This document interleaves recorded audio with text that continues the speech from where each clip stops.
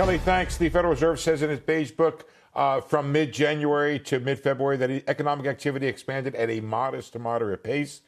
There was a surge in COVID cases, you'll remember. The Beige Book said that temporarily disrupted business and business activity. There was also some severe weather, you'll recall, that also was cited as being disruptive. Consumer spending was weaker than the prior report as a result, but manufacturing activity grew at a modest pace.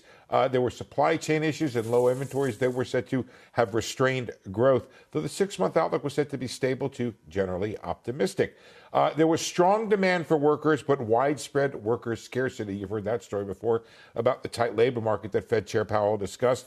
But a few districts reported some improving labor supply. I'll have to dig into the Beige Book to find out where that was getting better. But compensation and workplace flexibility increased. Very interesting.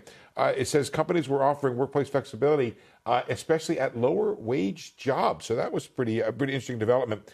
Now, this is where the tough part comes. The prices increased at a robust pace. A few districts reported that price increases were actually accelerating. And finally, this is the worst one of all. Firms were reporting increased ability to pass on prices. So if the Fed chair sounds worried about inflation, it's these kinds of reports that make him worried. The idea that it's been pretty easy for companies to pass along those prices already. And they're saying here that firms are reporting an increased ability to pass on prices right now. Kelly?